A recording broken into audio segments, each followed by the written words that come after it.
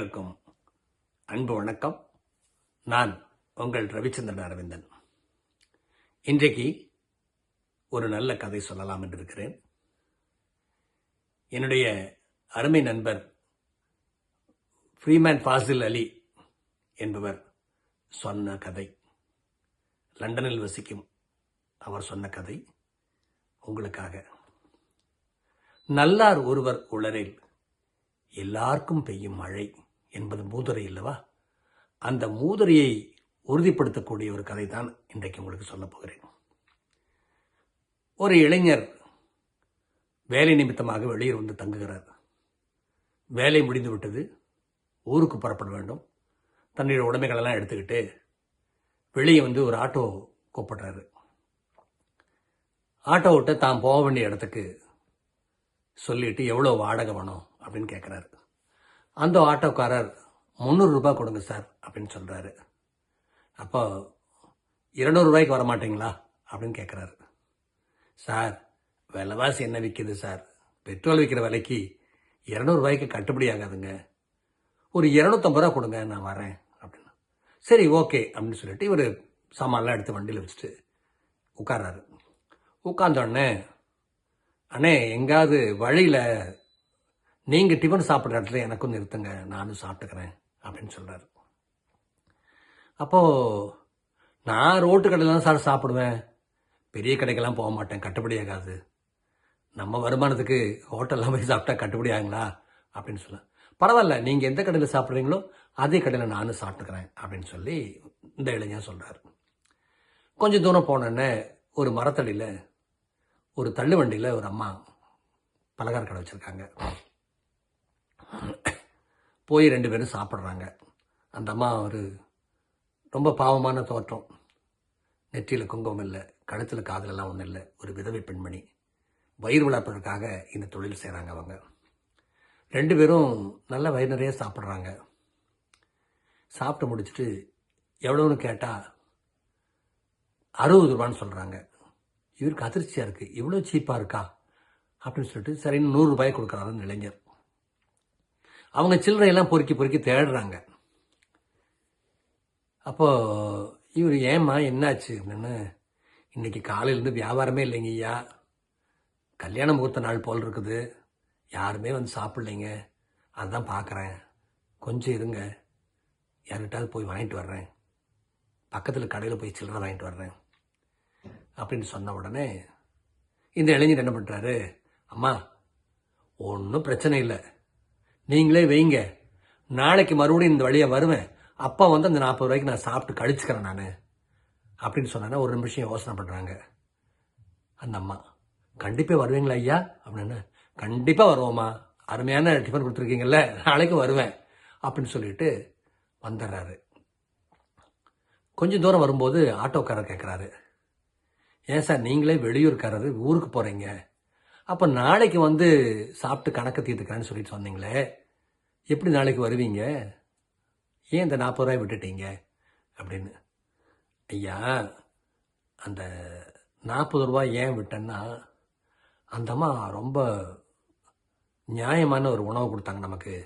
இதே ஒரு பெரிய ஹோட்டல் போய் சாப்பிட்டோம்னா 200 ரூபாய் 250 ரூபாய் பில் வந்திருக்கும்.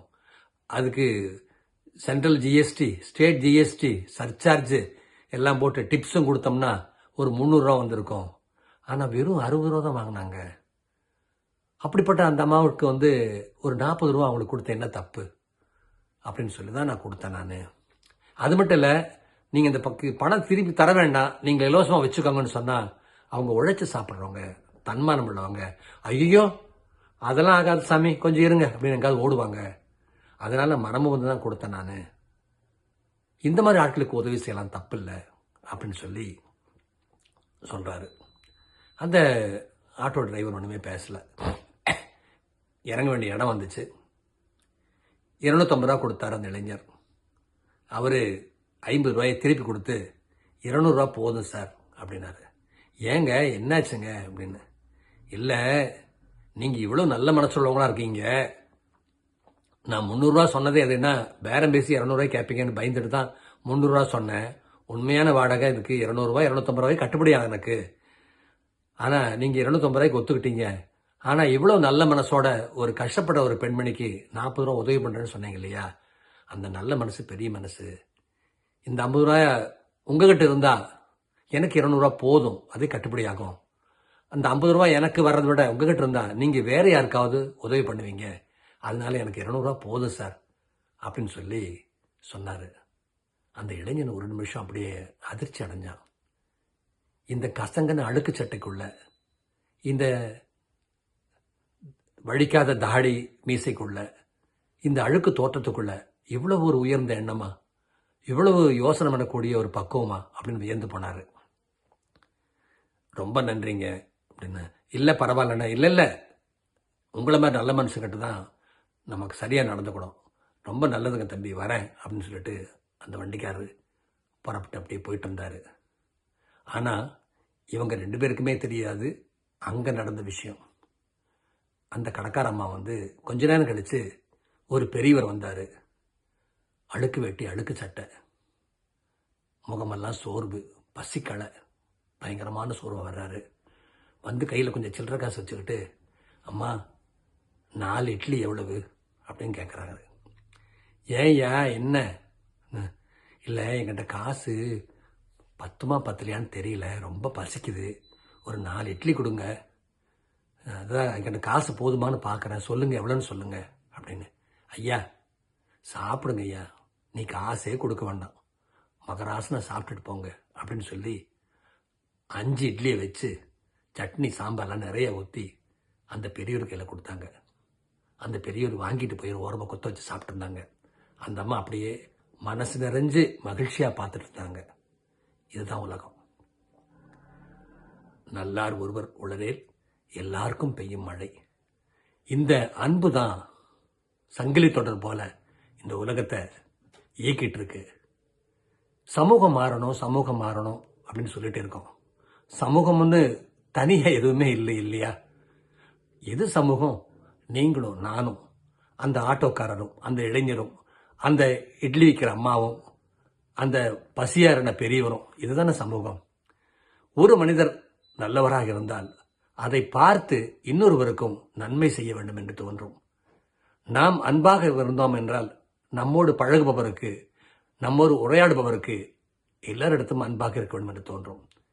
இது நல்ல விஷயம் தானே? இந்த அன்பு தானே இந்த உலகத்தை இயக்கிக் கொண்டிருக்கிறது. ரொம்ப அழகான இந்த கதையை என்னுடைய அருமை நண்பர் ஃபாசில் சொன்னார். நான் உங்களுக்கு சொல்லியிருக்கேன். நன்றி, வணக்கம்.